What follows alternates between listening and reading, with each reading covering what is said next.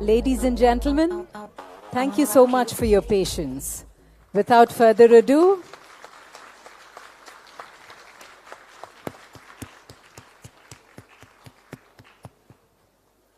I invite Kiran Mazumdar-Shaw to introduce the speakers and the next session. Thank you.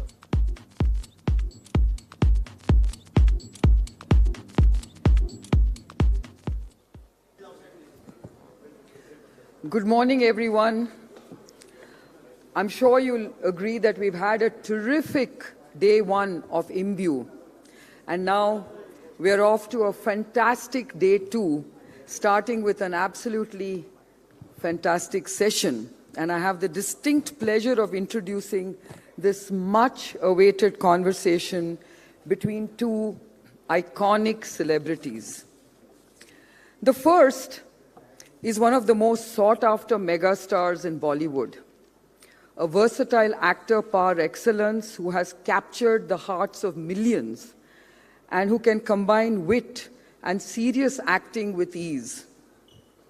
His portrayal of historic figures like Bajirao and Alauddin Khilji have made him legendary in every sense of the word. And of course, he is undoubtedly a great youth icon. So may I invite Ranvir Singh onto the stage.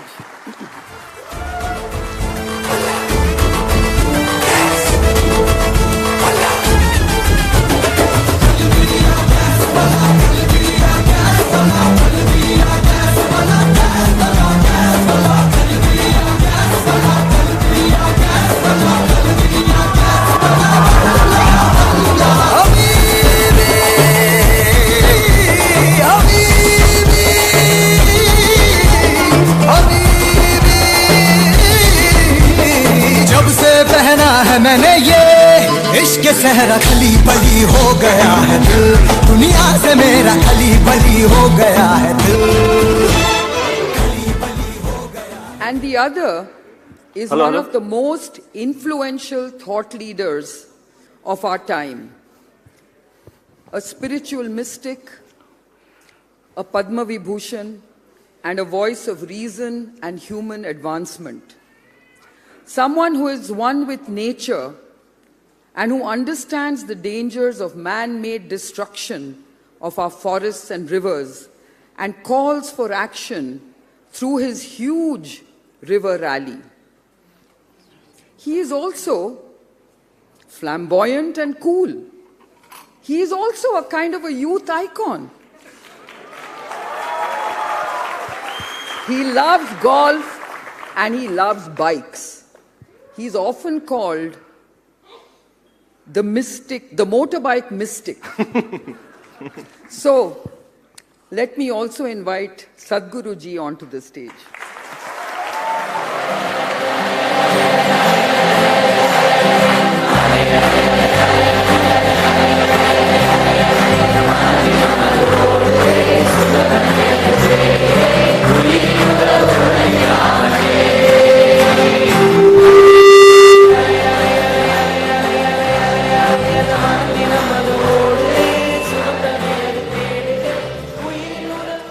I must confess that both Sadhguru-ji and Ranvir Singh are two of my favorite people. And I'm indeed truly grateful that they made their way to Imbue 2018. So I can't wait to get their conversation started. So over to both of you on this wonderful subject of sensing the future through many lenses. Thank you.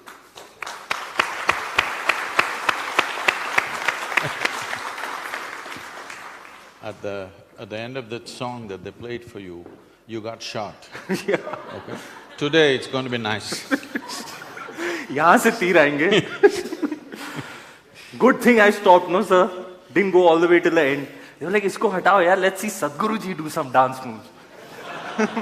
Do you dance, sir? Do you dance? Of course.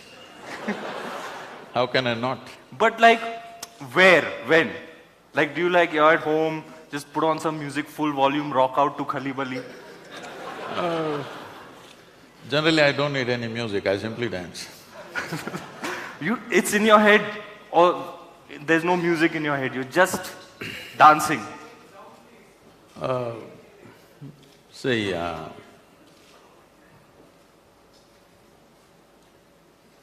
for me, dance is not because of a music that's being played, simply because of the rhythm that I have found with life. Hi.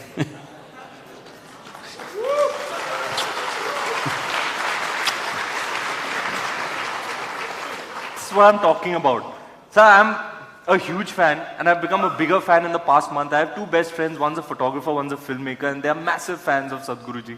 So when I told them, they were like, "We're so jealous of you, this, that and the other. Come, let me show you some videos." So for the past month, a lot of my nights are spent watching hours of YouTube videos of Sadhguruji, and I'm watching it with them, and just like this, they keep gasping.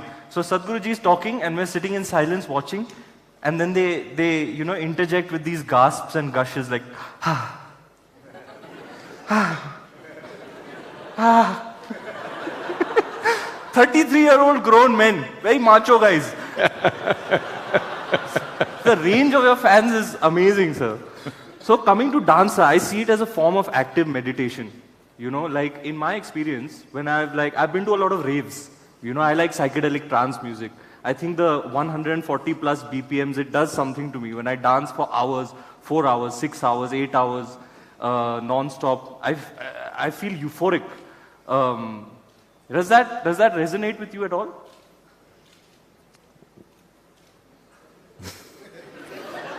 So we can tell you're a party animal, come on. Well, my party has been normally telecast all over the place, so people know that we dance for 12 hours from evening 6 to morning 6 on Mahashivratri nights. The rager, the OG rager. So, if we have to take this a little deeper, because I think that's what people are expecting, that you ask me a gossipy question and I'm supposed to make it profound for them.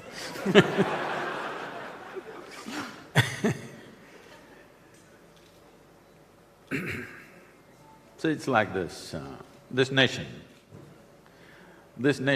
was named as Bharata, or Bharat in Hindi, but generally it was called Bharatam or Bharata. What this means is bhava, raga and thala. Bhava means sensation. Why we're talking about sensation is, your whole experience of life right now is through sensations. What you see, what you hear, what you smell, what you taste and what you touch are different types of sensations. So your entire experience of life, you may be interpreting it in many different ways in your intellect, but essentially these are multiple amalgamations of sensations. So that is the bhava, this is the experience of life. Raga means the tune for this. Here we have no participation. Existence has already set a tune for us. Our ability to live this life is only in finding the thala or the rhythm. If you find the thala, you will dance your life will be like a dance. If you don't find the thala, you will get crushed by the process of life. Find your thala. So, what is happening, whatever this 140, you said 170? Fast. I know, but what's the MB, whatever, MBP, whatever that… BPMs, beats per minute. So, if you have a certain music which overpowers your mind, people are down with their own thoughts and emotions. For most people, unfortunately, the cerebral development that has happened in the human being has become an impediment. Their only problem is they don't know how to handle their intelligence. They think misery and suffering is happening due to a variety of reasons. No, there's only one reason. Your intelligence has turned against you, that's all it is. You call it stress, you call it anxiety, you call it misery, you call it madness, you call it whatever you want. Essentially, your intelligence has turned against you. A whole lifetime, people don't learn how to handle their own thought and emotion. 50, 60-year-olds still don't know how to handle their thoughts and emotions. Thought and emotion is essentially generated by you, it should happen the way you want. But because of this thought and emotion being out of control, they can't feel the rhythm of life. Their psychological realities have completely overpowered their existential reality. So when you play music which is loud and, beating itself into you, not just through your ears, through the entire body, every cell in the body gets the beating. When you're thrashed like this by sound, now the psychological reality kind of evaporates and they seem to enjoy that, some ecstasy of that. So enjoying the ecstasy of music and movement is fine, but how long? You're pretty fit, but still your capability is only 4 hours. So, many others who are not as fit 4 hours twice a day. many others who are not as fit as you, they won't last 4 minutes in dancing, that's a fact. So, when you finding the rhythm only happens for 4 minutes or 4 hours or whatever amount of time, that means you will never know the rhythm of life just by the nature of your existence. So one must know the ecstasy of existence, not ecstasy of action alone. Action is beautiful simply because it's coming from that dimension. If you're trying to find joy or ecstasy in your action, you will become enslaved to that action. See, now people can't take off the headphones, they're crossing the street with headphones on with whatever 140 PMP, whatever, and many are getting killed. Many are getting killed simply because their headphones are on. Because right now, they can't feel any pleasantness without something thumping in their ears. Or in one way, what they're trying to do is somehow keep the intellect away so that sound can do it, visuals can do it, sensations can do it, anything can do it. Any of the 5 sense organs, if you force it in a certain way, you will not feel thought and emotion. So people think that is freedom. No, you're getting enslaved to something else. So it's very important that you can sit silently here and still be ecstatic. This needs to happen to every human being. Otherwise, inevitably you will get enslaved to something. Maybe music, maybe dance, all this is going to kill you. If you dance 24 hours a day, you're going to die. That's a lovely thought, sir. Absolutely, I mean… I hope to reach that stage of evolution and awareness where I can… We can get you there. Be ecstatic. I'll have to hang with you a little bit more, Guruji. I know I'll get there. So, which brings me to something very exciting. So you went for the World Cup? I'm so jealous. I'm slogging it out, shooting ads 12 hours a day, you're hanging out and… No, I'm damn jealous. Did you go for the World Cup? How was that? Yes, I did, but I've been dreaming of going to World Cup football from the age of 12 or 13. Wow. So here I am, now I make it. You wait, huh? Younger than ever.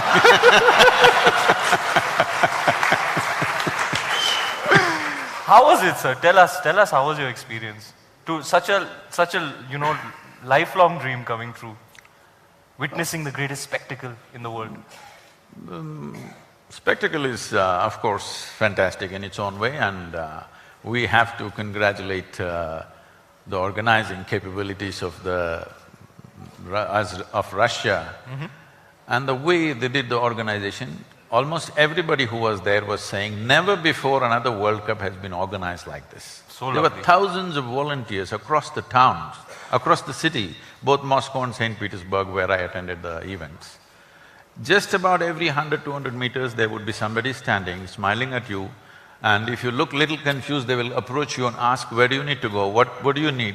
How lovely. Just about everything. And many of them had breakfast coupons and things like that. If somebody is looking around for food, they say, why don't you have it, free? The level of organization was so fantastic, and it was done so joyfully and wonderfully. I thought this is the way we should organize events. When we organize an event, it's not just about the event, the whole city needs to be organized in a beautiful way. We do like this in our events. But seeing a government-managed event to happen like this was really fantastic. Football, of course, I love the game. People kept on asking me, which team, Sadhguru, which team will you root for? I said, I root only for football. Lovely. Only disappointment was I wanted to see James Rodriguez play, but unfortunately Colombia got knocked out before I went there. James Rodriguez, that's an interesting choice. You like him as a player, sir? You like him as a player, that's an interesting choice. Oh, he's not found enough exposure, but when it comes to the game, he's not a player, he's almost like an artist on the ground. That's how it is. Agreed. I watch a lot of him too. So, really well, you were impressed with the organization of the World Cup. Very good. I mean, kuch to acha kiya Putin ne, eh? Sir, they should come and see how we do Ganpati Visarjan in Mumbai. It's epic. Epic!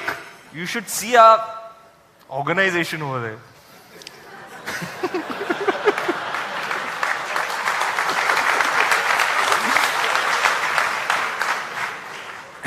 Sir, well, you just have to drive in Bangalore.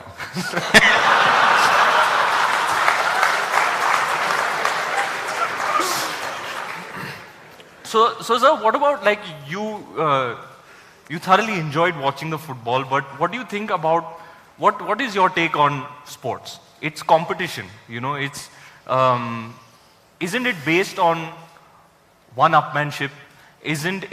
Aren't you telling young kids that it's about winning? You know, as a child, I didn't get any kick out of winning really. It was very like, minimal for me. I used to really just enjoy playing cricket, playing football. The process was so enjoying. I used to enjoy competing with someone, but winning wasn't, you know, I used to believe you have to win, you know, teachers, my dad was like, it's all about winning and all, but it was not for me, it didn't resonate for me. So what is this whole thing about, like, how should we inculcate young kids into sport? What do you tell them? Is it about winning? See, winning is only a desire. Game is the process. Process is the game, rather. If you don't conduct the process right, winning will just be a desire. All the 32 teams came with the desire to win, but only one wins because they handled the process right, not because they had a stronger desire than others. So, this is a culture where we always insisted on process. But today we have taken this from outside, we have become a goal-oriented society. That means our desire has become more important than the process. Only if you conduct the process right, the results will come. Right now there are flowers. If you want flowers in your garden, if you go and do flower meditation, flower will not come. If you want flowers in the garden, you need to handle soil, manure, water, sunlight. Soil doesn't look like a flower. A manure definitely doesn't smell like flower. Water doesn't feel like flower, nor does the sunlight do. But if you handle these things right, flowers will happen. Flowers will happen only to those people who handle the process right. Unfortunately, we have shifted our attention to the goal. In yoga, there is a saying, in the yogic culture, this is a very basic process, that is, we say if you have one eye on the goal, you have only one eye to find your way, which is very inefficient. If you use both your eyes to find the way, depending upon the times and your strength and capabilities, you will get to a place that you need to get. You're not concerned who is getting where. The question is only, are you operating to your full potential? That's all it is, life. I want to be better than you, this is not going to get you anywhere. So if I want to be better than you or if I want to be better than somebody, suppose the one next to me is a lame person, I will walk little faster than him and I think I'm doing great. It's very important a human being focuses upon himself or herself and explores the full potential of who we are. How somebody else is doing is not your business. You can enjoy what somebody is doing, but the moment you're concerned that they are doing better than me or I want to be better than them, you bring a whole lot of unnecessary emotions into your life which destroys you in a very basic way. That's lovely, Guruji. I say this all the time, you know, entertainment media in Mumbai keeps asking, competition चल रहा है आजकल, आपकी film ने 300 करोड़ की है, उनकी film ने भी 300 करोड़ की है, competition चल रहा है. I was like, it's not competition. I don't want to be better than anybody. I just want to do well myself. I just want to enjoy what I am doing. And I think that fulfills me. Enjoyment out of when I'm doing something.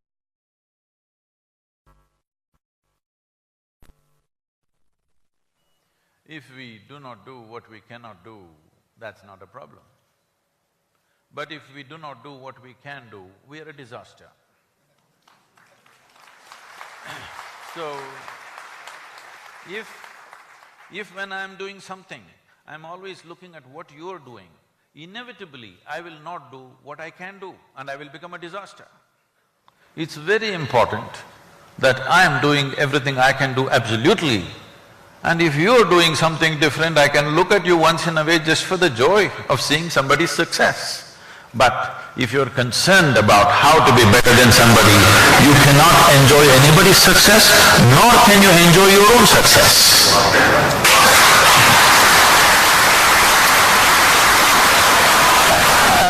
I'm not one of those female fans, you know.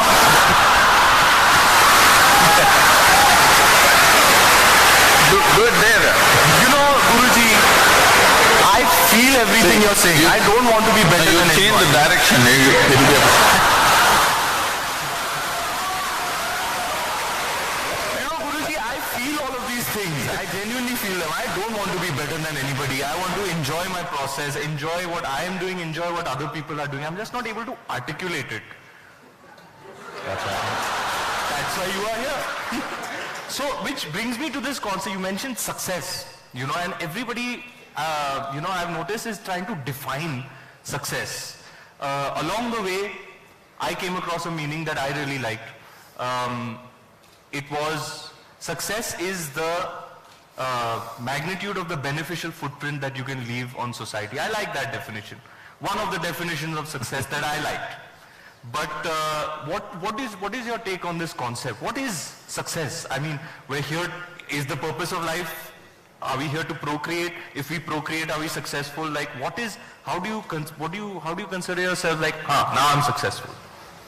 Well, procreation we have done a lot in the country. This definition, what you said, will lead to make life absolutely utilitarian. Even my success should be useful. Well, a peacock is dancing. What is the use of it? There is no use, and that's what is beautiful about it. It's to attract the mate, no? I thought. That's what I do, I'm sorry. No, to your eyes, you shouldn't get… you shouldn't get attracted, it'll be…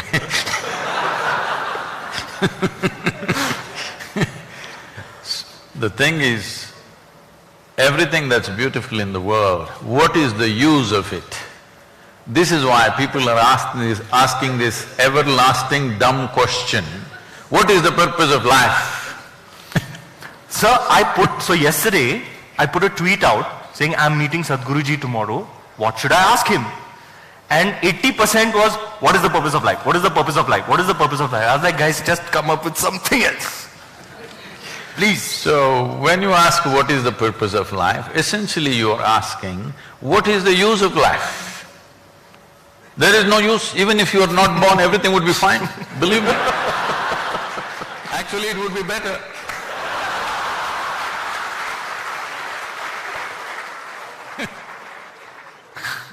There is no purpose. Life is a phenomena beyond this nonsensical, logical calculations about what is the purpose of this, what is the purpose of that, what is the use of this. There is no use. It is just that life is a bigger phenomena than your intellect. Your intellect is just a small part of this life. Unfortunately, you're thinking life is contained in your intellect. No, your intellect is contained in this life process. Just one aspect of it. It's just one dimension of intelligence. There are many other dimensions of intelligence. Today science is telling you what a bug knows you do not know. What a grasshopper knows you do not know, actually, isn't it so? From Bangalore, from here in this Karnataka, there are dragonflies. You've seen the dragonflies. Every year they're traveling all the way to Africa, African East Coast, multiplying there and again coming back. Okay, without any kind of navigation equipment or anything, these tiny little insects, they're going all the way to Africa and coming back. Could you do it, I'm asking? Without any instruments? Could you just follow the waves and simply sit on a log and go to Africa and come back? I'm saying, look at the intelligence in a small insect. Like this, intelligence is all over the place. The entire universe is just a living intelligence. You have captured a little bit too.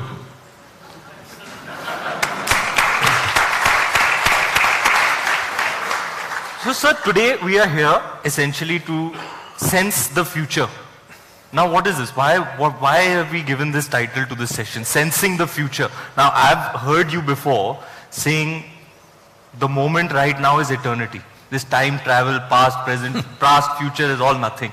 Everything is now. Doesn't matter what I say, you tell me. Have you ever experienced… Tell Seth, tell him that this sensing the future is galat hai. No, that's not… What is future? What is future is what? Generally when people want to know future, they go to an astrologer or they go to a match fixer. So, people want to find a job, they will want to go and find out through an astrologer or whatever other crystal gazers or whatever, they want to find out what will happen through my career. Or they want to get married, they want to go and ask somebody, what will happen in my marriage? I think it's obscene. Obscene is the word you choose. Yes. How am I going to live with my wife? You want somebody third person to tell you.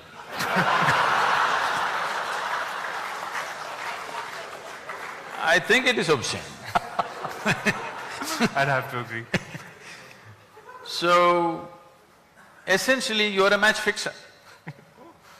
No, I'm not saying matchmaking like that. It's a match fixer. So before you enter the game, you want to know the result. That's what it is. So I can tell you right now what will happen at the end of your life. We will be attending your funeral. That's what will happen. Yes, if you want to know the future, I will tell you right now. Hello? ले दे के तो यही होने वाला है भैया. So, on the way what will happen, that's what you want to know. On the way to my grave, what will happen on the way? Believe me, if I tell you everything, moment to moment, what will happen in the next whatever number of years you're going to live, you will see in 3 days, you will get so desperate. Somehow you will want to disprove what is said and you may commit suicide just to prove me wrong. Because it'll become so frustrating that everything is written down, what you will do and what you will not do. It will become so frustrating, you will not want to live. So when you're in this state of mind, when I say in this state of mind, if I tell you what will happen tomorrow, most people will not be capable of participating in today. I am made like this, even if I know exactly what will happen tomorrow, today everything that I do, I will do it as if my life depends on it, even though I know the result tomorrow. I think everybody should live like that, live in the now, like do what you're doing at that point. Most people, if they come to know what will happen tomorrow, they will not participate today. That means they won't live. So it is best that they do not know what is tomorrow. So can we change the topic to sensing now? No, sensing tomorrow is not in that sense. Sensing tomorrow is so that we do the right things today. You have some picture of tomorrow so that you can do the right things today. That's important. If we don't foresee in some way, then we won't know how to do anything in our life. So sensing tomorrow is one thing, predicting tomorrow is another thing, having absolutes of tomorrow is a total foolishness. Or it's mystic. Sir, you know, I feel technology constantly evolving, and I have a feeling like mobile phones have really changed the way we are. You know, it's having a huge bearing on pretty much everything. It's permeating everything. Social media, mobile phones, this kind of technology, like sometimes I wonder, were human beings ever meant to communicate like this? Like I could be hanging in a jungle in Africa talking to somebody who's at the North Pole, you know, that kind of communicate. I could be FaceTiming with them now. I can actually see their face, you know. So this Instead kind of being with a chimpanzee, you're being with an Eskimo. Wrong. So You went to Africa to be with a chimpanzee, not with an Eskimo. but I'm saying I still have that capability thanks to technology. And with that now comes along social media. It's really changing things, you know. And as like kids who are 18, 19 now are much more into it. They know how to use these things much better. Like I still was born when there were landlines, you know, so FaceTime is still a trip for me. So what is your take on you know, mobile phone technology and social media? What is it doing? How is it the new evolution? Like this is what human beings were and now we have a cell phone and that is the extension of us now. See, every machine we have created is just about this, extending our faculties in some way. We have visual capabilities, so we have a telescope and a microscope. We can speak, so we have a microphone and a telephone. Like this, every technology is just an extension of our existing faculties. Now, if I speak through a landline, it was okay, but now I have a mobile phone which is far more comfortable. Now that is not okay? No, it's perfectly okay. I know what landlines meant. I'm talking about 35, 36 years ago when I was driving all over the country, building Isha Foundation, village to village, town to town, always on the road. So I have telephone days. I don't know whether you have seen those things, maybe you should have seen. The blue boxes, you know, those telephone booths, local, STD, ISD, those blue boxes, horrible tin boxes. So on the highway I will find one blue box, it's my day to call. So I never had a telephone book, very easily I remembered 800 to 900 numbers and names. So I go, first as soon as I go, I will pull out 5,000 rupees and give it to that guy. He won't understand why. I said, just keep it. There's a down payment for you. Because normally a call costs you 5 rupees, 10 rupees, 15 rupees like this. I give him 5,000 rupees, he doesn't know what's coming. Now I go into the booth, this black, horrible smelling phone. Some of them had it serviced with some perfume, rest were… everybody's bad breath was there in it. Then I call and call and call 4, 5, 6 hours, I make all the calls I need to make for the month. And then other people who want to make phone calls, some local calls, something, they all come there, they're gesticulating at me that I'm not coming out. But that guy takes care of them because I already paid him 5,000 bucks. So I would finish all my calls and get into my car and drive on. Today, if I just tell somebody's name, my phone calls, Yeah. it's a done thing. I'm hugely appreciating the technology. Some people are complaining, but they're complaining not about the technology. They do not know that what they're actually complaining is about their own compulsiveness. Compulsive usage has come. This problem is not just with phone. If they start eating, they don't know when to stop eating. If they start drinking, they don't know when to stop drinking. If they start doing something, they don't know when to stop it. So this compulsiveness is there in all aspects of life. Now the gadget has become a drug. It keeps people engaged, but it's also keeping a lot of people out of drink. At least there's something good about it. So compulsiveness is not what we need to handle. Technology is a tremendous enabler. Nobody should ever complain about it, otherwise we must put you in that blue box with a black phone. You will understand, even my finger used to hurt a lot at the end of the phone calls. Guruji, I keep wondering, what is it that prompts you to travel, share your knowledge, share your wisdom with others? Why wouldn't you like say, ye sab moh maya, give it all up, go to the mountains and meditate? I fantasize about doing that. I'm like, one day I'm going to leave all of this. I'm going to go sit on top of a mountain and meditate. See, you would, anybody for that matter, would want to drop this and do something else. Why? Because in some way they're finding this burdensome, isn't it? I don't have to go on a mountain top to meditate. I'm meditative every moment of my life. You just check my pulse rate and see.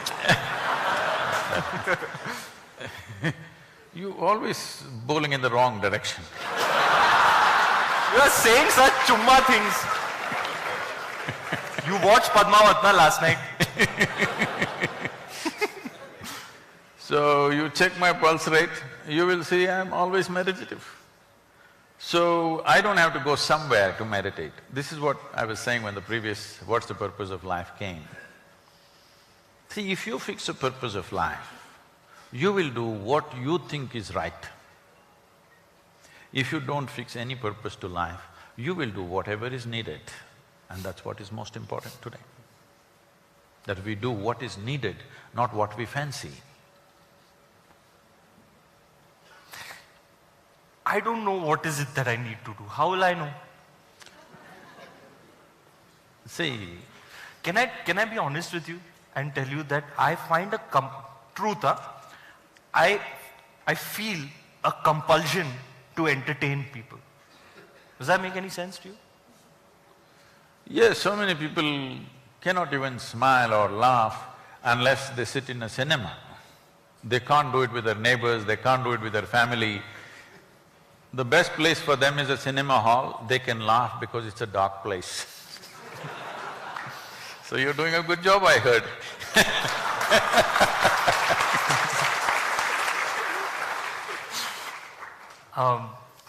Sometimes I feel like there's nothing better I can do with myself than to entertain people.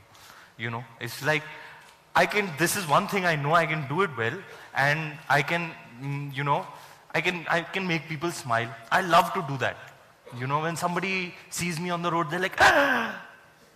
And then I'm like, hey, you give that energy back to them and it lights them up. I find it fills me up with some euphoric feeling.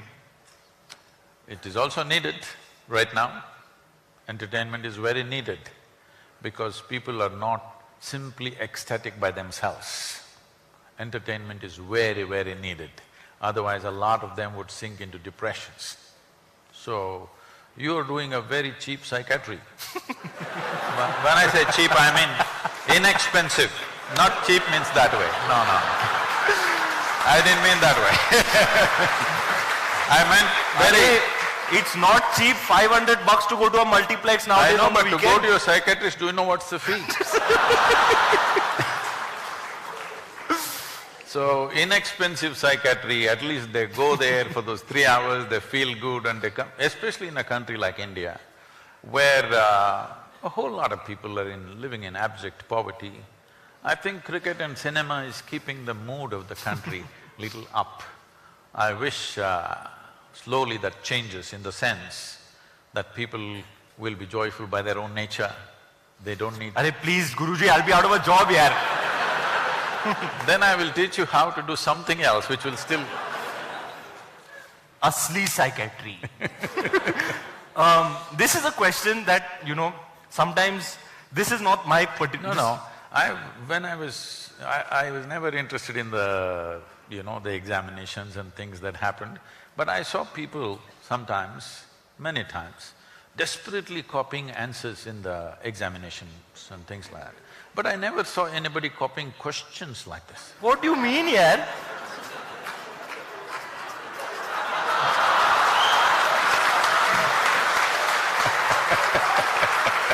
Guruji, this is not fair, huh? So diligently I've done my homework and all, I've come with sheets and all. So this was just so you know, I have not followed any of this. I just made my point so I don't miss any. There's some stuff I really want to ask you. This is an introduction. That's कि what जब they Guruji did when आएंगे they ये बोलना. That's what they did when they were caught copying. They said, no sir, I didn't.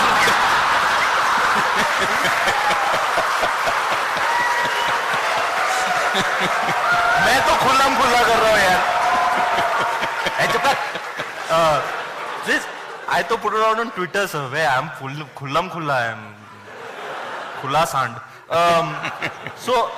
I really, this is, not my time of the day. It's really early in the morning. This is my time to be plugged into the matrix, to be in the rat race, achieve, acquire. And then something happens to me after midnight when the day is over. I become really relaxed.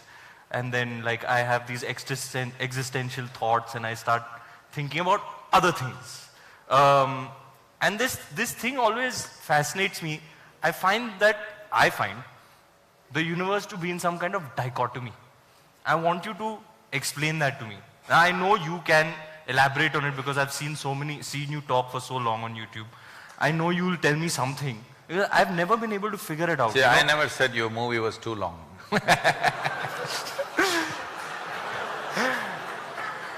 Sir, you'll have to take it up with Mr. Bansali. मैंने तो कहा था. No. उनके scenes काटो, मेरे scenes डालो, मैंने तो कहा था. So,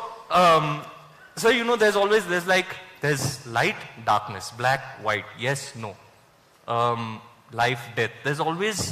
I always find the universe to be in some kind of dichotomy, Is that the sense in which But you're talking is about? it like, do you find that too? No, I want to understand in what sense are you calling it as a dichotomy? Like, whatever, like when I have these thoughts, I'm like, there's always two things at play, in every aspect of life, big, small, there's always an opposite. Can you elaborate on that? I need a few minutes. Yeah. भारी सवाल पूछा है भाई ने.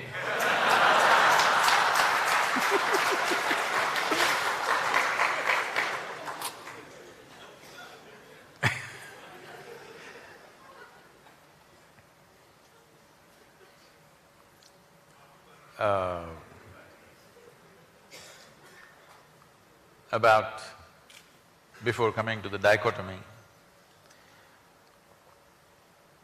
the very way you're characterizing yourself and the question that you're asking itself is a dichotomy. People always thought Charlie Chaplin was very funny. But if you listen to his private talks and things like that, there was a deep sense of agony in him. He was especially sensitive to the agonies of life. Yes. What an artist. But when you see him on the screen, he just made it just so ridiculously funny, hilarious all the time. Everything, every step, every act, not just some act, just every step and every act is hilarious. If you sit if you sit watching a Charlie Chaplin movie, you don't laugh at a particular thing, you just laugh at everything. So because there was such a deep agony, he decided, instead of sharing this agony with people, he decided at least he'll make them laugh, and because somewhere he understands this agony could exist in a whole lot of people, in different measure, of course. So when we say dichotomy, we're talking about contradictions. You said light and darkness, let's take that because that's a very basic, day and night, light and darkness. There are many ways to look at this. One fundamental way is like this. There is light right now. You know there is light right now only because you have seen darkness. Suppose, let us say, 24 hours of the day, everything from your childhood, everything was lit, you would not know what is light. So you know light only because in some way you have tasted darkness. You know what is white only because you've seen the black. You know what is a man only because you've seen a woman. You know what's a day only because you've seen a night. So, what seems to be contradictory on the logical level of your mind In terms of making of life, they're complementary to each other. They're working with each other but pretending to be opposite to each other. This is why in this culture, everywhere in the world, not just here, in one way or the other they figured this and they made it in so many ways. They called it yin and yang, here we called it Shiva Shakti. And if you see the images of Shiva, one half of him is man, another half of him is woman, physically. Because what is being depicted here is, this is the nature of physical existence. As long as your experience of life is limited to physical. When I say physical, right now everything that you can see has to be physical, isn't it so? Can you see something that's not physical? Can you hear something that's not physical? Can you smell, taste or touch that which is not physical? Or in other words, your entire experience of life is physical, even your thought and emotion is physical. We can measure it today. We can measure your thought and emotion, that means it's physical. So your whole experience of life is limited to the physical dimension of the existence. And the very nature of physicality can only happen with this. Even if you take the basic electric charges, there is a positive and a negative. Without that, it will not work. If you take an atom, there are positives and negatives. So the very construction of physical nature is between two opposites or two complementary dimensions of life. So when you live here, if you live here with the necessary perception, in a very brief amount of time, one can realize this contradiction or this complementary nature of these two things can go on playing endlessly upon you without taking you anywhere. When you realize that the physical will not get you anywhere, that is when you turn spiritual. It does not mean you rejected the physical. You're still living in the body, you're still living in this world. It is physical, but this is the longing of every human being. It's not just some spiritual person. Every human being is trying to touch something beyond what they are right now. If you know money, you're just thinking more money. If you know power, you're thinking more power. If you know pleasure, you're thinking more pleasure. If you know love, more love. If you know knowledge, more knowledge. Whatever it is, you're always trying to touch something more. If it finds this longing to become something more, if it finds a very basic physical expression, we call this sexuality. All you're trying to do is be something more than what you are. Something that's not you, you're trying to make it a part of yourself. If it finds an emotional expression, we call this love. Once again, emotionally you're trying to make something that is not you as a part of yourself. If it finds a mental expression, it gets labeled as greed, ambition, conquest or simply shopping. Something that's not you, you're trying to make it yourself. But if it finds a conscious expression, then we call it yoga. Yoga means union. Yoga doesn't mean twisting and turning. Yoga means union. Why do you have to know union? Because that's the nature of the existence. On the surface, it seems contradictory. If you go deep enough, suddenly it is not contradictory. There is a union. What is it that separates you from the rest? Right now, all of you can do this experiment, you also. Take your right hand and touch your left hand. Is that you? I mean… Is that you? It's a part of me. It's not you? It's me. It's you. Touch this seat on which you're sitting. Is that you? Now I'll go very deep, Guruji. I can also do. Go go as deep as you are. It's not you, obviously. No, yaar, it is me, yaar. Everything is me.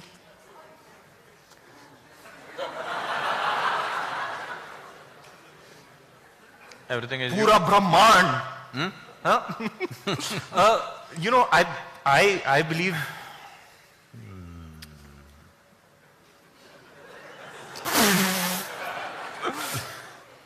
Yeah, everything is… This is a problem of being born in India. You only said it. You only said it. That is, too much spiritual jargon is all over the place without any living experience. This is what happens. This is what happens when you watch too much late night Sadhguru on YouTube. Everybody is talking Anda, Pinda, Brahmanda, but even if a mosquito bites, it bothers them. So, it clearly tells you, this is me, this is not me. What is telling you this? It's just your sensations, isn't it? Here if you touch, there is a sensory response. Here if you touch, there is no sensory response. Or in other words, what you're saying is, whatever is within the boundaries of my sensation is me. Whatever is outside the boundaries of my sensation is not me. Isn't it so? Isn't it so? There's water in this, nothing else, okay? Because this happened, I had to go for one match, I had to go to Petersburg and come back to Moscow for another match. So at the airport, we had these days they don't give me plastic bottles of water, they always have glass bottles of water. There's a glass bottle and that has the same shape as usually how the vodka bottles are made, you know. And this bottle came in the screening in the airport and the lady said, you can't take it. So the person who was with me pulled out the bottle and said, Sadhguru, would you like to drink? I took it up and I started drinking. I drank half the bottle. That lady's face just went pale. She started telling the other secretary, he's just drinking, he's drinking. Then this person is trying to explain to her, no, it's water, but she doesn't understand a word of English. She's just started almost getting hysterical, he's drinking half a bottle of vodka right here. Then we went close and showed it's printed in Russian, it is water. Then she said, but the bottle was like that. So, the question is this, there is water here, is this you? Hello? No. If you drink it, does it become you? Yes, right now over 70% of your body is water. So what was outside, if you include it into the boundaries of your sensation, it becomes you, isn't it? And this is how you gathered this entire body. The food that you eat and the water that you drink, slowly you gathered into the boundaries of your sensation and now it feels 100% like you.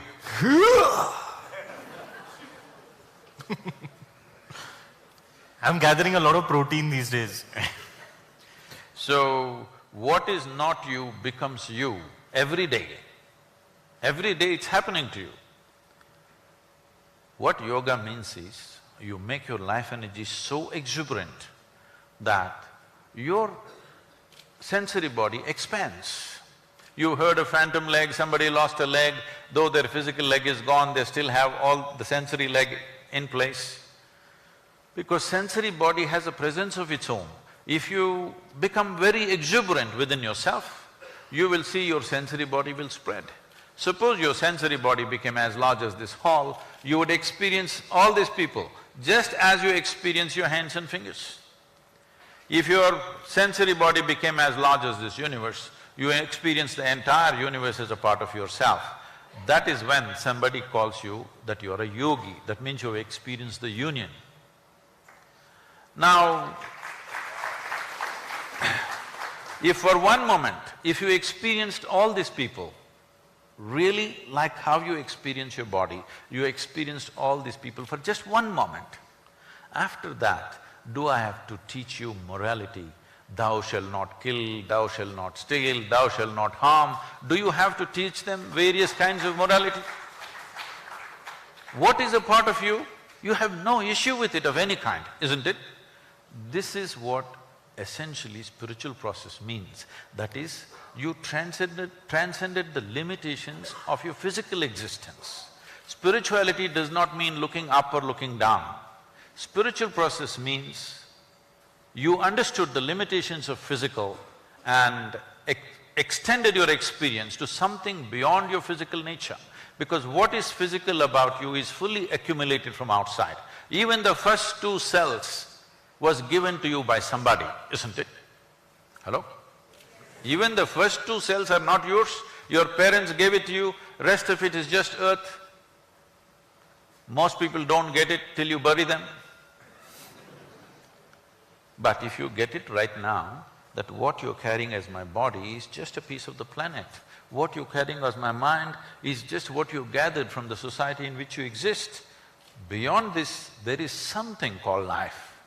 This must come into your experience. If that comes into your experience, this dichotomy business is gone, because this contradictory nature or complementary nature of opposites is only related to the physical existence. Physical is like the peel of a fruit. The peel of the fruit is there only as a projective layer. But right now we have made a world where people are busy eating the peel. But the problem with the peel is, if it was totally bitter, by now everybody would be enlightened.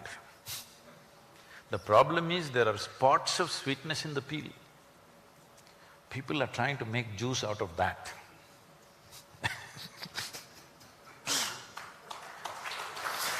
I want to look within. What do I need to do, Guruji?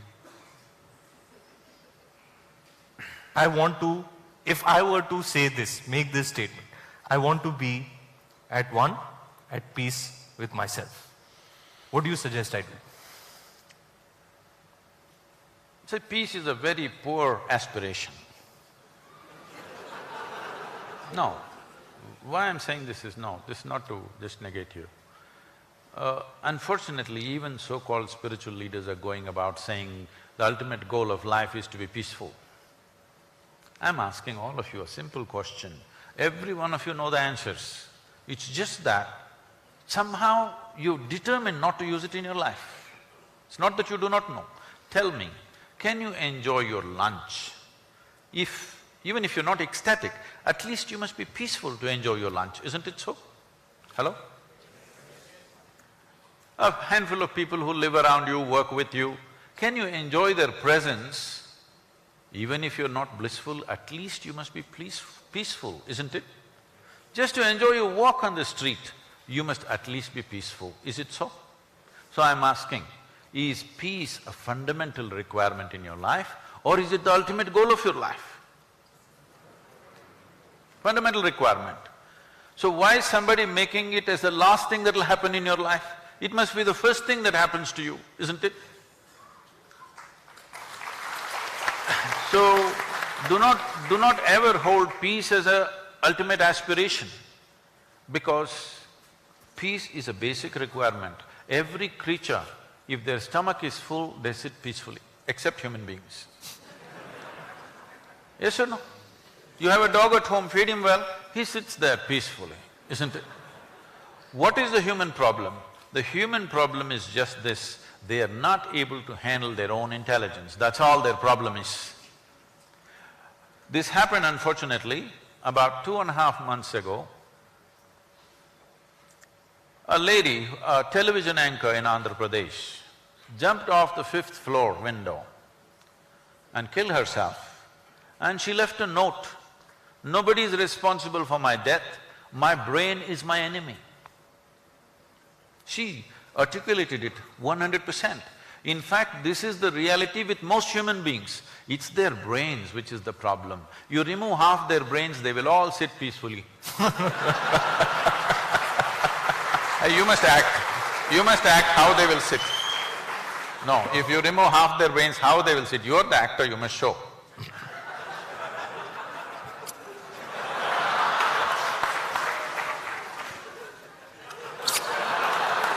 So then, sir, if peace is the basic requirement, what's a better way of being? Ecstasy? Ecstatic?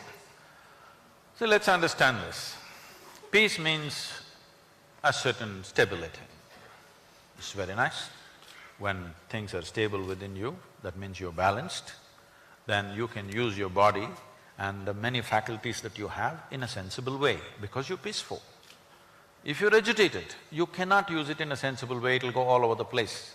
As I said earlier, you cannot even do what you can do. If you cannot do what you cannot do, that's not the problem.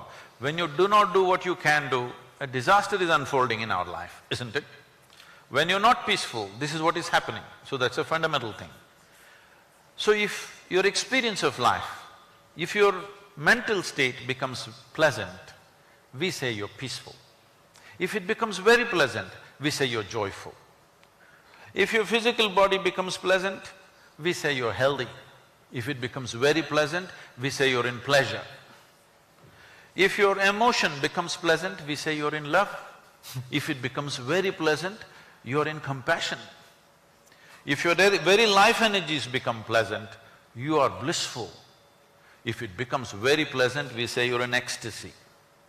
Ecstasy is a certain peak. Don't try to stay there. It's something that you hit. How often do you hit is a question for each individual.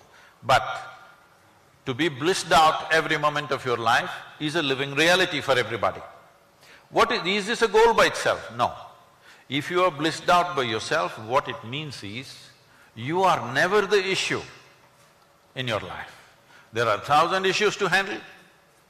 If you are not the issue, you would take up every damn issue in the world and try to handle it, isn't it? But when you yourself are an issue, what will you do? You will try to minimize your life.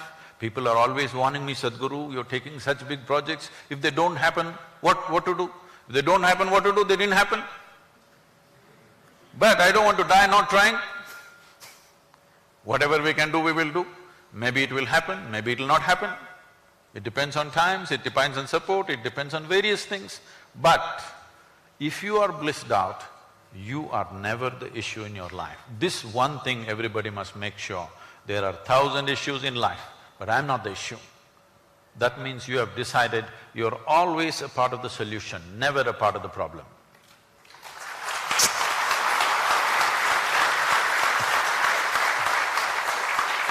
You got it right. I have a feeling you and I can hang a lot. We can become bros. I thought we already are. You know, See, my best friend said… both of us are looking up only. Your swag is unmatchable. My best friends did say that when you meet him, your life will change, and I think to a certain degree it has. Thank you, sir.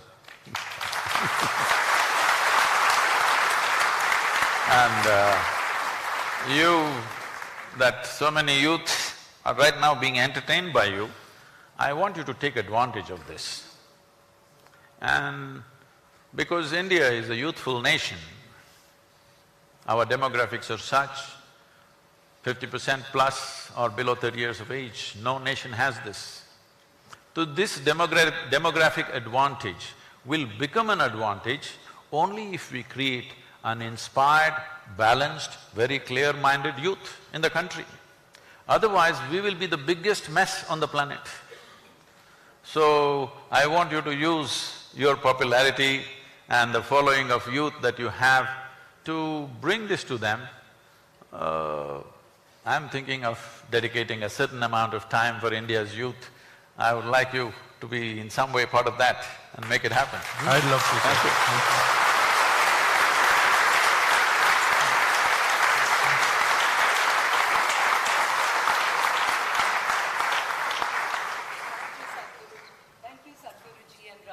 We'll take some questions from the audience. They're eager to ask you some questions. So Fire! we have these questions appearing through the app Pigeonhole. Can I have the questions, please?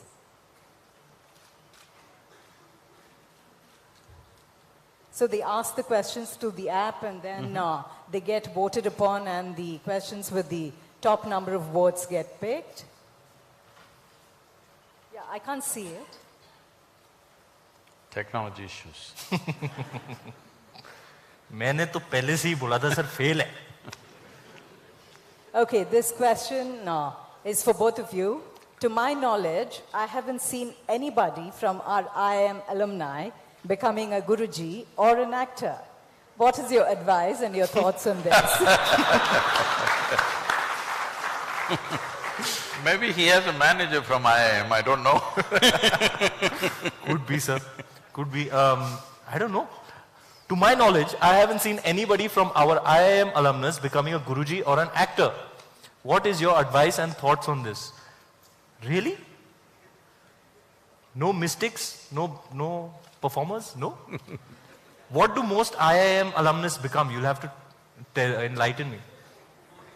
Sorry, what? They become boring. They become boring? Bankers.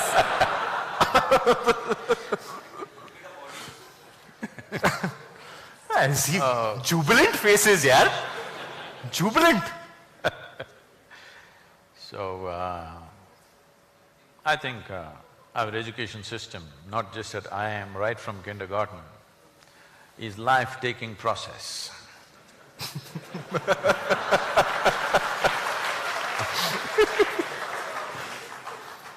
Guruji, why don't you open a school? I would love to send my kids there. You must come and see my school, how we're running our school. Top. Children want to come there before the vacations are over. Beautiful. But one school is not good enough. See, we have made education system into an industrial process of turning out certain kind of products. This is a crime against humanity, if you ask me. Right from my childhood, I never understood why I should go to school. So every day when I'm either cycling to school or walking to school, these questions came up to me, and most of the time I did not reach the school because existential questions engaged me. So, when they missed me for too long, you know what happens. All that drama happened, then again I went back for some time and like that. I love that story, sir. Sitting and staring, sitting and staring. I love that story. So, about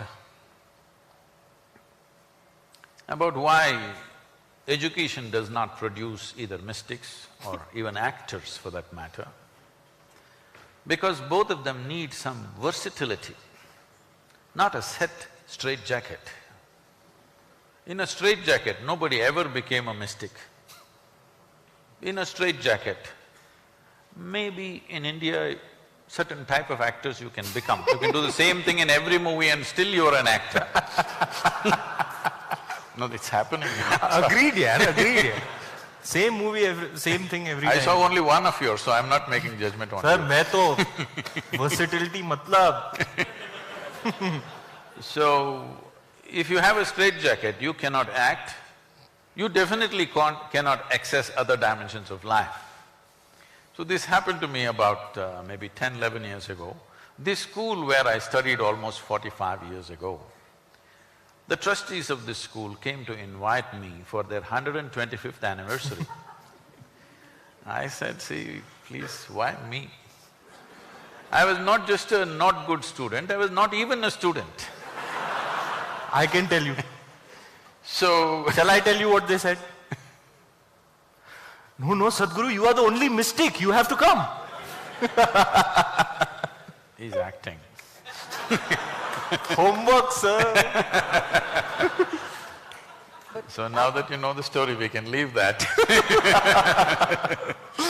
Actually, IIM alumni may not be actors yet, but I don't know if you're aware, Chetan Bhagat, who's an IIM alumnus, wrote this book based on which Three Idiots was made, and it was incidentally shot at the IIMB campus. So, obliquely we are connected to the world of films as well. No, definitely there are individuals, but I'm saying the general system, not just IIM, right from early school, it is conditioning the mind to such a limited way of looking at life. You're only cultivating intellect. You will see all those people who are using their intellect and thinking they're doing great, all of them will become irrelevant in the next 10 to 15 years' time. Because everything that you can do by gathering data, analyzing and bullshitting everybody in the world is not going to work. A simple gadget, your phone will do it. Already the Google lady looks much smarter than you, than your professor, isn't it? I just did not understand what were they trying to do in that school. I just couldn't figure, what is it they're trying to do? Just reading a damn book to me? They just have to teach me how to read. It just goes on for 12, 15, 20 years, the same thing. See, there are studies which clearly show 20 years of formal education 70% of your intelligence is irrevocably destroyed. That means you come out as a knowledgeable idiot. You'll have to undo it. Then people talk about unlearning. Why? It's simply unnecessary. There are other ways to do education. All you have to do for a human being is to develop their body and their brain to the fullest possible extent. Rest they will do. But none of the schools are focused on this. They're only interested in how to cram something in that you don't like so that you can puke on the examination day. So if you change the system, well, places of learning definitely must create mystics and actors also, why not? Yeah.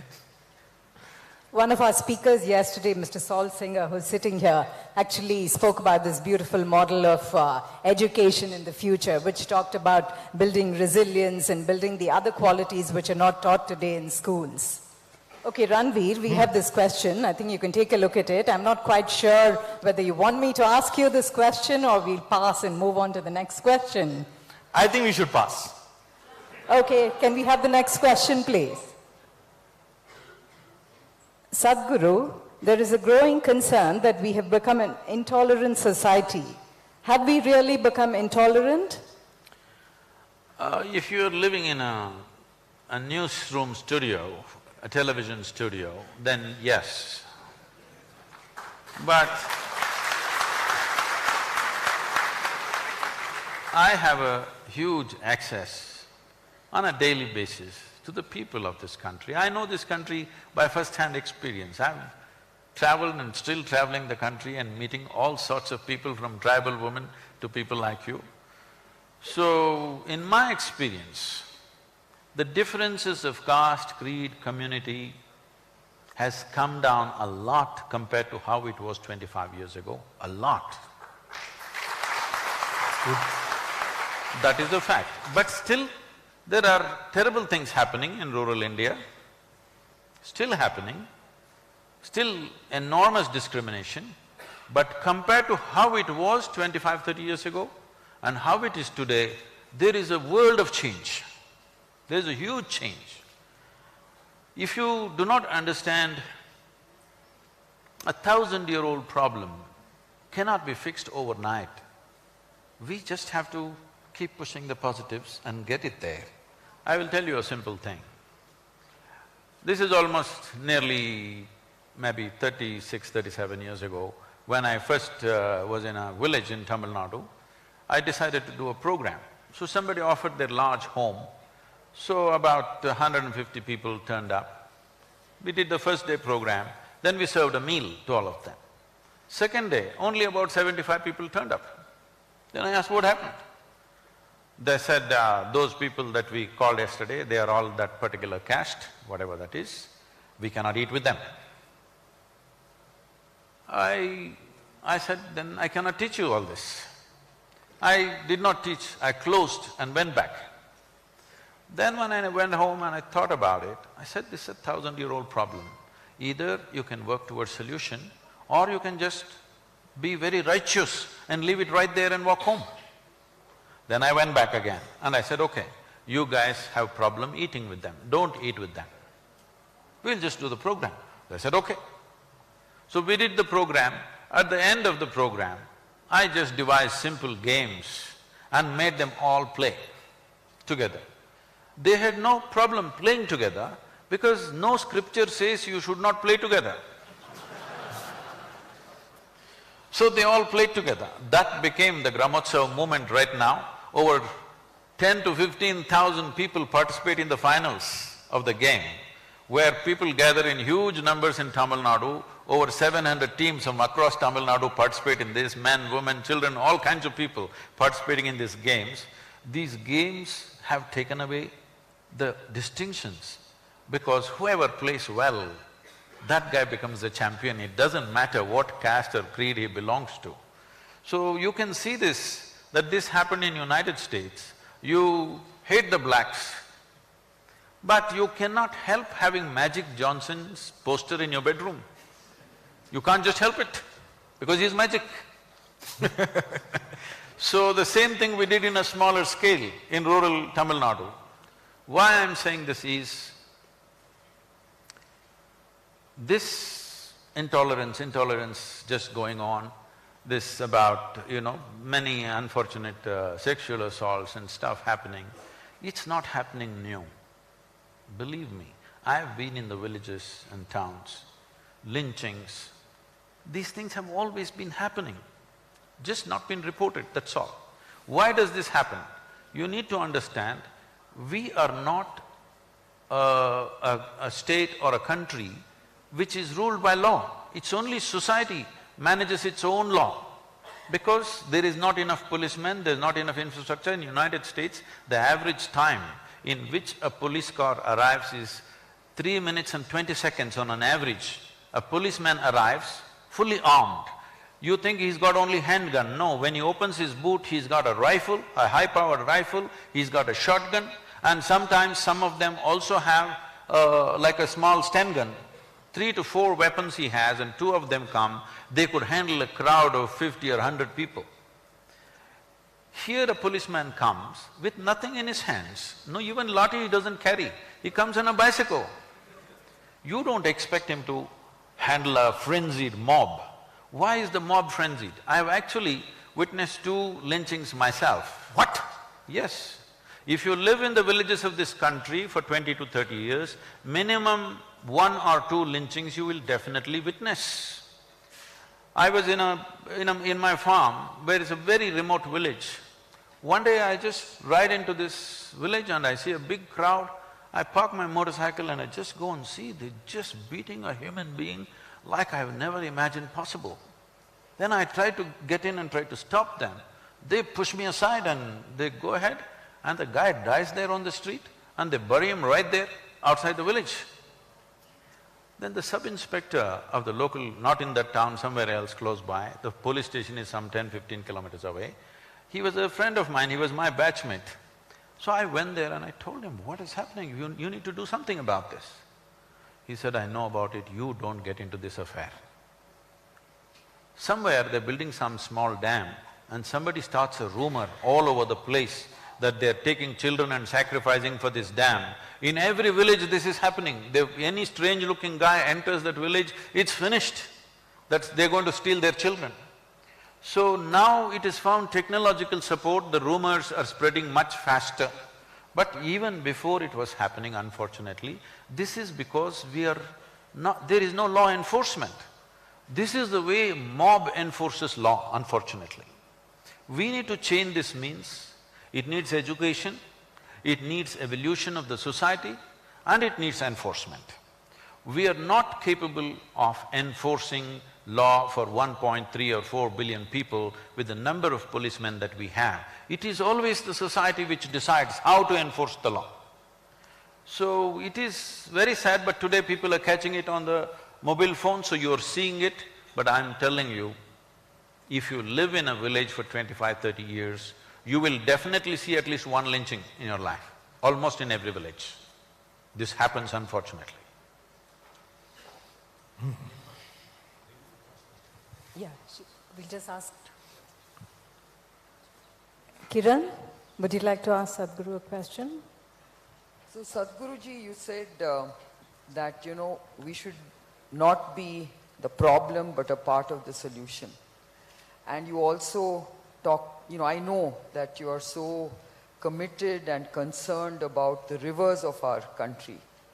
And you've also basically tried to engage, the country, youth and various parts of the society to really understand what this issue is. How successful have you been up to now in getting people to understand why they need to be part of this solution? That last part of the question I like, because making people understand is the biggest problem. As you know, that you were also part of that rally, when I started speaking about rivers, you won't believe, at least 20 to 25% of the media across the country went on reporting that Sadhguru wants river linking to happen. I went on saying, this is not about river linking, this is about river revitalization. Yes, river linking.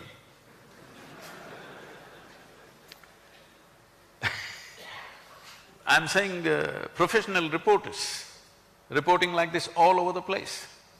Some, I think by intent just to mislead the public. Some, it's fixed in their head, rivers means linking.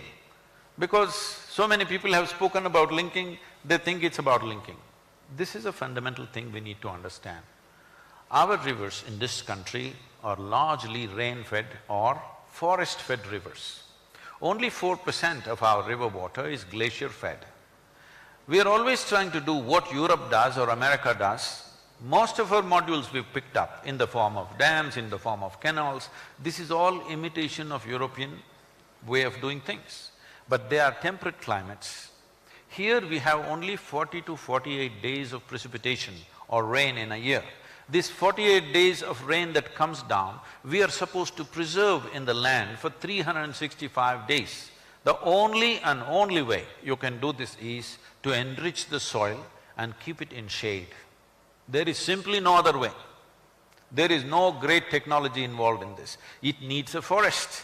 The land should be full of humus and there should be shade. Only then rivers will flow. There, for example in Europe, the precipitation is anywhere between 180 to 190 days in a year. And their precipitation is not in the form of rain, it is in the form of snow. If 1 foot of snow falls, it will take another 15, 20, 30 days sometimes to melt and slowly drip in. If you count that also as precipitation, those number of days where it's dripping in, then the precipitation goes up to 230 to 240 days. So 240 days of precipitation, 45 days of precipitation. Can you address these two problems the same way? Then immediately people will jump and say, Israel is doing a great job. Please understand, Israel is transforming desert into a fertile land. We are transforming a very fertile land into a desert. These are two different things.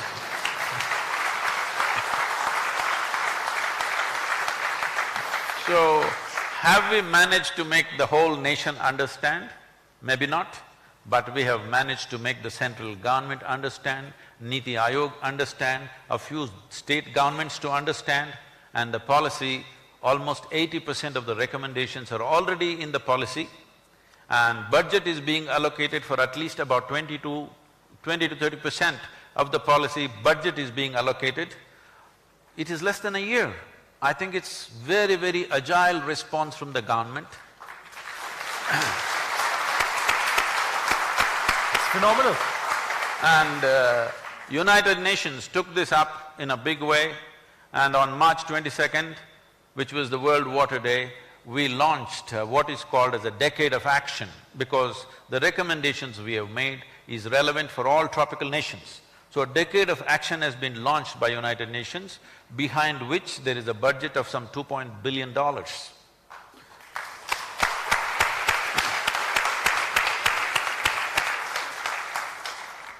So where people should understand, they have understood, rest of the population also should understand, it's very important. But this rally for rivers, all of you should understand, was driven mainly to make policy changes. First thing they will ask is, okay, where shall we plant trees? I said, no, you don't plant trees.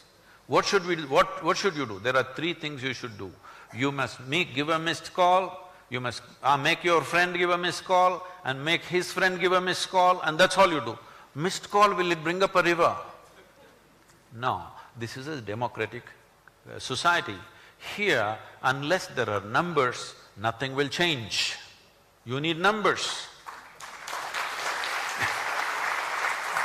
And because we got 162 million people supporting the Rally for Rivers, which is the largest movement ever on the planet.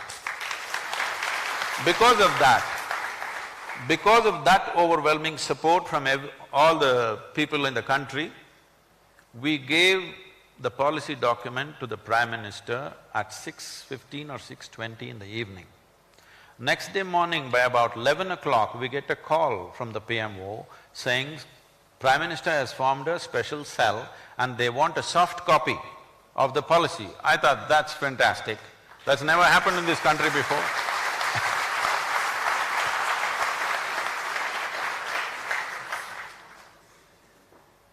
That's really something, Guruji. That's awesome. It's those Round of hands. applause, ladies.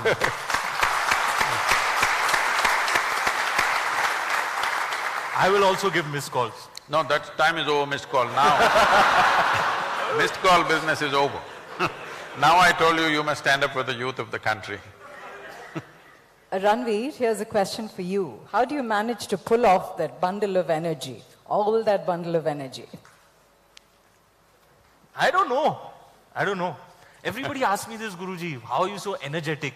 And I really don't have an answer. I think I'm really excited about life, you know. I'm really like enthusiastic. I want to do many things, have many experiences. I have a zeal for life, a lust for life. I love it. I love people. I'm hungry for experiences. And I don't know. Everybody asks me this question all the time.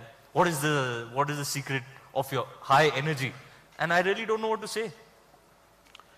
You must just tell them you're still young.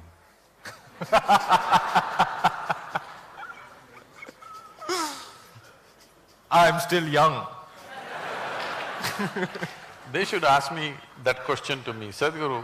You are also like this, so full You of life should be and dying, energy. why are you so energetic? Then I would tell them something. You must just say, I'm still young, man, what are you asking such a question? Please. How do you, sometimes I feel like, I hope I can keep it up, you know. I hope I don't get jaded with everything that I see around me. Sometimes I get very disturbed. I watch the news and I get really like, it really gets me down. Do you watch the news? Always. I get depressed sometimes. A lot of people think the ostrich trick will work. Ostrich trick does not work with life. If you're living in a protected atmosphere, it may work for some time. Hiding from the realities of life is not an answer. So, do I get to watch the news every day? Maybe not, but I keep abreast of news some way. But about your concern about will I be able to keep this up? Well, it's very much possible for every human being if they just do a few things right with how they sit, how they stand, how they breathe, how they eat. If they just take care of a few things, a simple process, every human being is capable living in a very energetic way throughout their life. Most of them are sitting wrong, standing wrong, breathing wrong, eating wrong, and they're wondering why it's not working. It doesn't work like that. In this life, in this planet, unless you do the right things won't happen to you. So many other things I wanted to address. This session needs a fitting finale. Yeah. So we have a request from the audience. Can we see Ranvir and Sadhguruji dancing together on stage?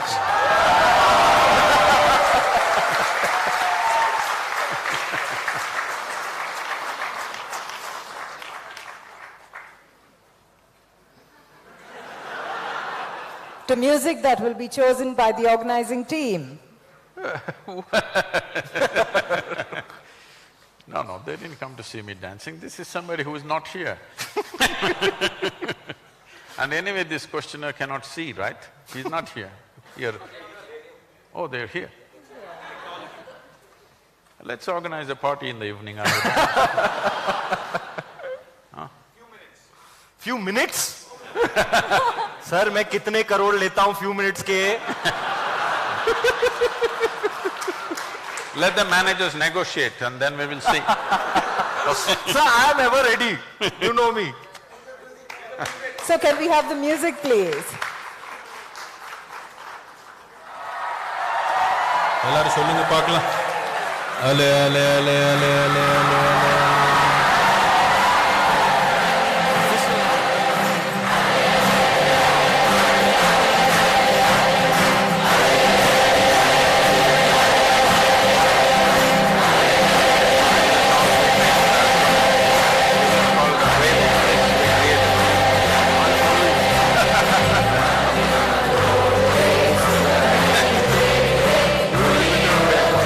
You're the performer.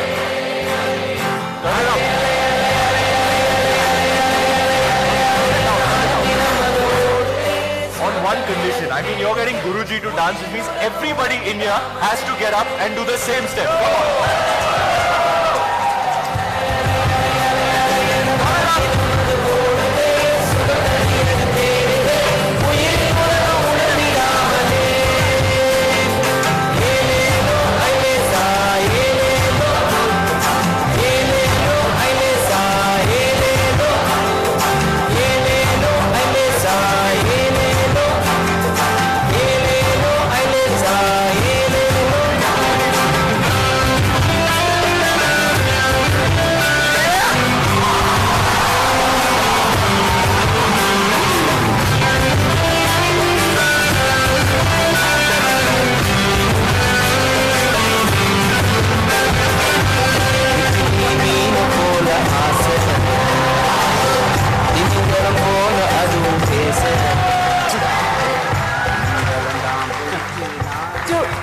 individuals, one who epitomizes spiritual cool and the other who epitomizes youthful exuberance.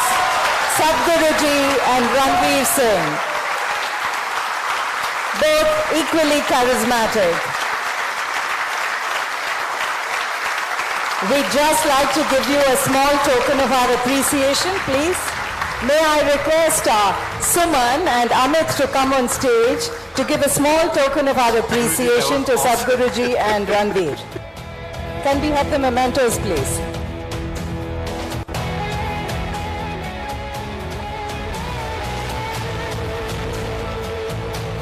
Sadhguru-ji.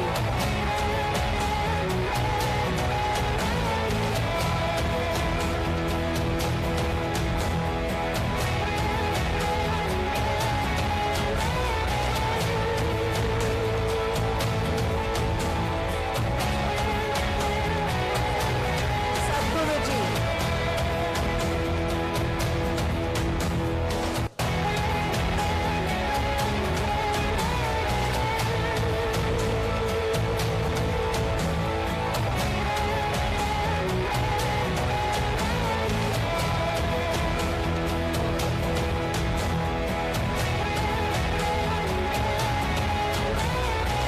We have a special memento which will be unrolling for you.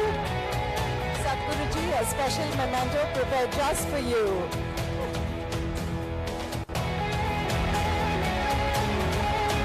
Can we show it to the audience, please?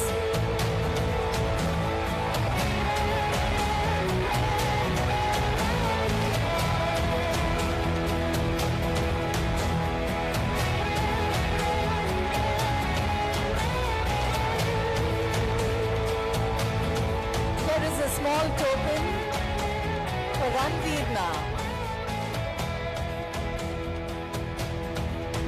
Amit will be presenting a small token of our appreciation to Ranveer Singh.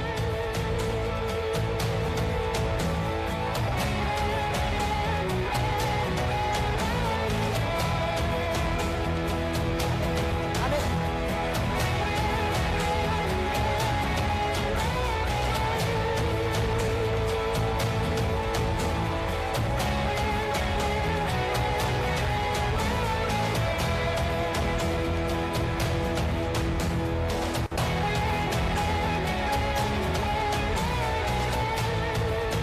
Thank you, Sadhguru-ji. Thank you, Ranveer, for a cracker of a session.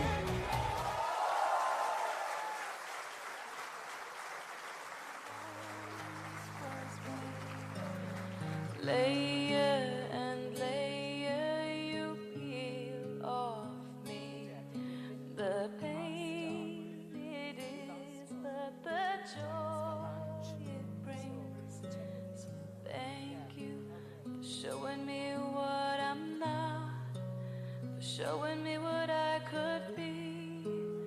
Thank you endlessly. Can everyone remain seated, please? Thank you.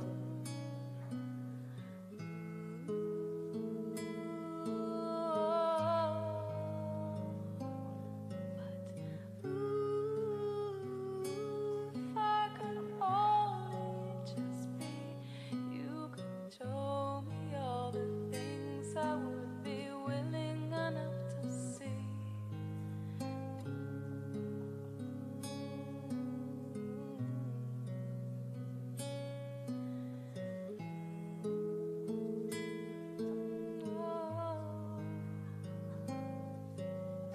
Are the only thing that is taken away. Thank you once again, and thank you all for being a very appreciative and engaged audience. We'll be taking a short break for coffee, tea now, and we'll assemble back here in about 10-15 minutes. Listen, nothing else would do. You saved me, yes, you We'll be taking a short break now for about 10-15 minutes for coffee and tea. Please come back here in about 15 minutes for the next session. shedding those tears I'd hide. Thank you, I thank you. Thank you, showing me love.